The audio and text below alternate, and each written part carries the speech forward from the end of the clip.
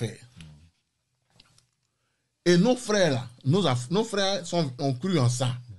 Mais le problème là, c'est que nos frères là, ils ne se sont même posé la question de comment est-ce que ce livre-là est venu chez nous. Dis-le. Voilà. Moi, je vais dire ça aujourd'hui. C'est-à-dire, c'est-à-dire que nous là, on était chez nous en Afrique là-bas. Et il y a un gars qui a quitté chez lui. Un blanc. Il quitte chez lui là-bas. Il traverse tout l'océan là. Et puis il arrive chez moi dans ma plantation. Et puis il me dit, Abbé Guillaume, je t'apporte une nouvelle. J'ai dit, c'est quoi la nouvelle? D'abord, mon frère, assieds-toi. Est-ce que tu veux boire de l'eau? Il s'assoit, je lui donne de l'eau, il boit. Et il m'annonce une nouvelle. Il me dit, non, je suis venu t'apporter une nouvelle. C'est qu'il y a un gars qui est chez moi là-bas. Bon, il vient de mourir pour toi. Donc moi, je suis dans mon champ là. Moi, je le connais ni d'Adam et Ève, ce monsieur là, je ne le connais pas. Il me dit que il a un de ses frères qui est mort pour moi. Mais moi, je me pose la question. Donc, je regarde dans mon champ. Parce que là, je vous explique terre à terre pour que mes frères là comprennent. Je regarde dans mon champ pour voir s'il n'y a pas un de mes manœuvres là qui a tué son frère. Je dis, mais je ne vois pas de cadavre, puisque je ne vois pas un de mes frères qui a tué ton frère. Il dit, non, ce n'est pas un de tes frères qui a tué mon frère, mais je dis que dans mon pays là-bas, là, oui, il y a un de mes frères là-bas qui est blanc, mais qui est mort pour tes frères ici. Vous voyez? Vous voyez? C'est comme ça qu'on doit expliquer les choses terre à terre pour que les gens comprennent leur stupidité. C'est-à-dire que lui, il a quitté chez lui là-bas. Il dit, il y a un de ses frères là-bas qui est mort pour moi. Moi, je regarde dans mon champ. Si voici, on n'a pas tué un de ses frères ici. Mais à ma grande surprise, je vois qu'il n'y a aucun mort dans mon champ. Donc je lui dis, mais mon frère, il n'y a pas de mort parmi nous. Donc dis-moi, s'il y a un de mes manœuvres qui a tué un de tes frères, on demandait pardon.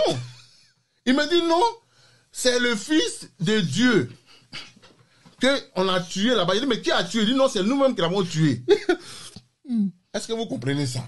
Il dit, c'est nous-mêmes les Juifs là, qui avons tué notre frère là-bas pour toi qui es en Afrique ici. Mais j'ai dit à mon frère, mais je veux qu'on se mette dans l'instant, c'est-à-dire que dans le corps de notre ancêtre qui reçoit ce message à l'instant T. Vous allez voir comment c'est bizarre. Donc, mon ancêtre lui dit, mais tu dis que ton frère a été tué par son frère là-bas, mais il est mort pour moi. Mais pour quelle cause? Parce que vous avez voulu prendre mon champ? Non. Vous avez voulu faire quoi? Non, c'est pour que toi qui es dans le champ là, tu sois sauvé pour aller au paradis. Après ta mort. Mais moi, j'ai commencé à rire. Il dit, mais tu délires. Je ne te connais même pas. On n'a pas le même ADN. Toi, tu es blanc, moi, je suis noir. Tu es quitté chez toi là-bas, tu dis ton frère est mort pour moi. Par rapport à quoi? Moi, j'ai fait quoi de mal pour qu'il puisse mourir pour moi? Il dit non, parce qu'il y a un certain péché. Vous voyez comment c'est ambigu déjà? Vous voyez? C'est que vous réalisez comment c'est ambigu. Donc, et il me dit à moi de me croire. Il me donne ce livre-là, que l'acteur majeur qui est dedans là, c'est lui qui est mort pour moi. J'ai dit, mais moi, je comprends ce que tu dis, hein, mais moi ici en Afrique là, moi, je crois en Ofo. Le créateur chez moi là, il s'appelle Ofo. Quand tu vas au Congo là, c'est Zambé là-bas. Quand tu vas chez les Dogons là, eux ils l'appellent Ama. Donc, je sais pas pour toi là, ça sort d'où? Et puis, chez nous là, il n'a pas de fils. Le gars dont tu parles là, chez nous là, dans ma tradition là, ancestrale là, il n'a pas de fils. Donc, de qui tu me parles? Tu dis qu'il est venu, ils l'ont tué. Et puis, c'est vous-même qui l'avez tué. Et toi, tu quittes chez toi là-bas. Je sais pas, tu es venu comment même? Tu es venu en avion, mais quoi? Tu es venu comment? Il dit non, il a pris pirogue jusqu'à l'arrivée chez moi. Ah bon, d'accord, mais c'est gentil déjà, mais sinon, ça ne me concerne pas. Et quand je lui ai dit que ça ne me concernait pas là, c'est là il m'a montré son vrai visage, il m'a giflé. Il a enlevé les fusils. Oh, il était caché dans la brousse et ses frères. Ils nous ont massacrés. Donc, à un moment donné, on a fini par accepter parce que c'était par la violence. C'est les génocidaires. Voilà un peu l'histoire. Pourquoi? Comment c'est arrivé chez nous?